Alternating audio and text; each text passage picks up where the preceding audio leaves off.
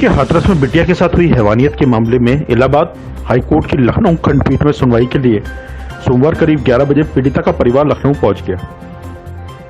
मामले में लापरवाही बरतने वाले अफसरों की पूछताछ होनी थी। लखनऊ पीठ के समक्ष दोपहर बाद 2:15 पर सुनवाई चालू होनी थी। जांच की कमान अपने हाथ में लेने वाले सीबीआई ने रविवार को इस मामले में एक आरोपी के खिलाफ एफआईआर दर्ज कर ली है। सीबीआई की गाजियाबाद शाखा ने पीड़िता के भाई की ओर से हाथरस के चंदपा में दर्ज एफआईआर के ही आधार पर जांच शुरू की है। उसी एफआईआर को सीबीआई ने अपने यहां दर्ज किया है। कभी जहां महर्षियों की ऋचाएं गूंजती थी, आज वहां पर खूनी खेल हो रहा है। लाखों की आस्था से जुड़े तिरुमनोरमा में स्थित मंदिर की 30 बीघा भूमि पर पहले से ही दबंगों का कब्जा है। शेष 120 बीघे कृषि योग्य भूमि कब्जाने के लिए खूनी खेल बीते 3 साल से हो रहा है। भूमि को कब्जाने के लिए कानूनी दान पेच में असफल रहने के बाद अब लाठी और गोली का सहारा लिया जा रहा है। स्थिति यह है कि मंदिर के महंत सीताराम दास की शिकायत के बाद भी स्थानीय पुलिस ने दबंगों की करतूत से आंखें फेर रखी। अंजाम यह हुआ कि पुजारी अतुल बाबा और सम्राट दास को मंदिर में घुसकर गोली मार दी गई। घटना से यह संदेश दिया गया कि भूमि पर खेती न करने दिया गया तो अंजाम बुरा होगा। अब पुलिस जिनको सरगर्मी से खोज रही है, उनको पहले से राखों बिठाई थी। महर्षि उद्दालक ऋषि के आश्रम और पवित्र मनवर हृदय के उद्गम स्थल होने के कारण श्री राम जानकी मंदिर का पौराणिक महत्व है। यहाँ हर साल कार्तिक पूर्णिमा पर मेला लगता है, जिसमें कई जिलों से लाखों लोग आते हैं। ऐसे पौराणिक महत्व वाले मंदिर की भूमि पर अनायास ही दबंगों की नजर नहीं पड़ी। हाथरस कांड अभी शांत भी नहीं हुआ था कि रविवार सुबह झांसी में एक नाबालिग छात्रा के साथ सामूहिक दुष्कर्म की सनसनीखेज घटना हुई। अपने साथी के साथ कोचिंग से लौटते समय ग्वालियर मार्ग पर स्थित पॉलिटेक्निक के बॉयज हॉस्टल के पास बात करते समय छात्रा को 10 से 15 छात्रों ने घेर लिया और उसे घसीटते हुए हॉस्टल के अंदर ले गए। वहां छात्रा का अश्लील वीडियो बनाया गया। इसे डिलीट करने के नाम पर 2000 रुपए ऑनलाइन युवकों ने अपने खाते में ट्रांसफर कराए और दुष्कर्म किया।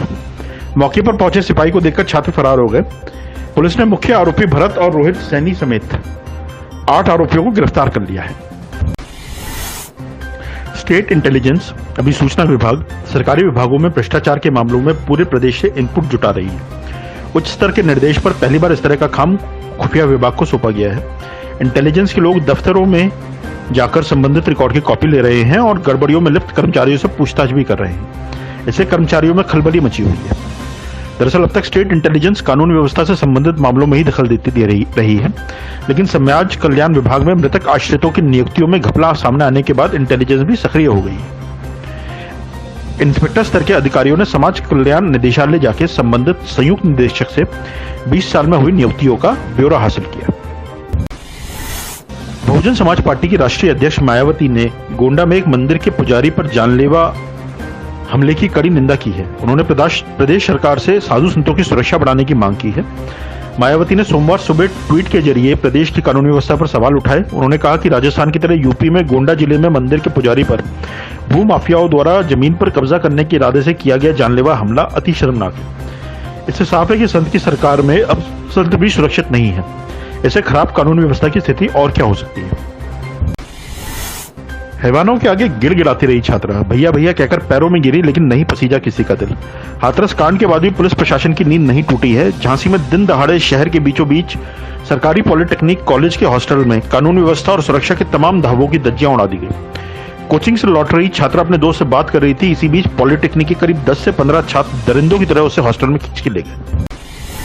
नई दिल्ली से पटना जाने वाली non stop clone special train रविवार की रात स्थानीय रेलवे स्टेशन पर एक महिला यात्री की प्रसव पीड़ा होने पर रोक दी गई। जीआरपी व रेलवे अस्पताल के कर्मचारियों की मदद से महिला को स्ट्रेचर पर लिटाकर एम्बुलेंस तक पहुंचाया गया। हालांकि महिला ने अस्पताल ले जाते समय रास्ते में ही एम्बुलेंस में बच्चे को जन्म दिया। जच्चा बच्चा को जिला अस्पताल में भर्ती कराया गया है। दोनों की हालत सामान्य है। बिहार के वैशाली जिले के हाजीपुर थाना अंतर्गत पानापुर लंगा निवासी अजीत कुमार अपनी गर्भवती पत्नी रेखा 38 वर्षीय के साथ रविवार को दिल्ली से पटना के राजगीर जाने वाली non stop clone special train से सफर कर रहे थे कि तपस्वी छावनी के महंत परमहंस दास ने भारत को हिंदू राष्ट्र घोषित करने की मांग को लेकर सोमवार सुबह 5 बजे से आमरण अनशन शुरू कर दिया है। परमहंस दास का कहना है कि भारत में हिंदू की संख्या किसी अन्य धर्म के लोगों से ज्यादा है, इसलिए भारत को हिंदू राष्ट्र घोषित किया जाना चाहिए। अनशन पर बैठे महंत परमहंस दास ने कहा कि प्रधानमंत्री नरेंद्र मोदी ने 3 तलाक और धारा 370 को समाप्त कर यह साबित कर दिया है कि देश हित में वह कुछ भी कर सकते हैं। अब उन्हें भारत को हिंदू राष्ट्र भी घोषित कर देना चाहिए। उन्होंने कहा, जब देश का बंटवारा हुआ तो सर्वाधिक आबादी के आधार पर पाकिस्तान मुस्लिम राष्ट्र घोषित किया गया था, लेकिन भारत आज भी हिंदू राष्ट्र घोषित नहीं हो पाया है। इसलिए उन्होंने मांग की कि भारत को हिंदू राष्ट्र घोषित किया जाए। इसके अलावा पाकिस्तान और बांग्लादेश में रहने वाले हिंदुओं को भारत वापस लाके उन्हें यहाँ की नागरिकता प्रदान की जाए। ऐशबाग ईदगाह के पास रविवार देर रात धोबी घाट झुग्गी बस्ती में भीषण आग लग गई। देखते देखते आग की लपटें आसमान छूने लगी। एक एक कर बस्ती की सभी झोपड़ियां आग की लपटों में घिर गईं। सूचना पर दर्जन भर से अधिक दमकल की गाड़ियां पहुंची और आग पर काबू पाना शुरू किया। भीषण आग में झुग्गियां खाक हो गईं और हादसे में झुलसे लोग आग शांत होने पर जलने से बचा सामान खाक में ढूंढ रहे थे। उत्तर प्रदेश के चित्रकूट में प्रशासन के तमाम रोक लगाने के बावजूद पुरुषोत्तम मास के अंतिम सोमवार को धर्मनगरी के मंदाकिनी किनारे रामघाट पर अमावस्या के मेले जैसा नजारा देखने को मिला। पुरुषोत्तम मास के अंतिम सोमवार को भगवान शिव की पूजन अर्चन के लिए मंदाकिनी में डुबकी लगाने को हजारों श्रद्धालु सुबह से पहुंच गए। इसके बाद स्वामी मत गजेंद्रनाथ भगवान का जलाभिषेक किया।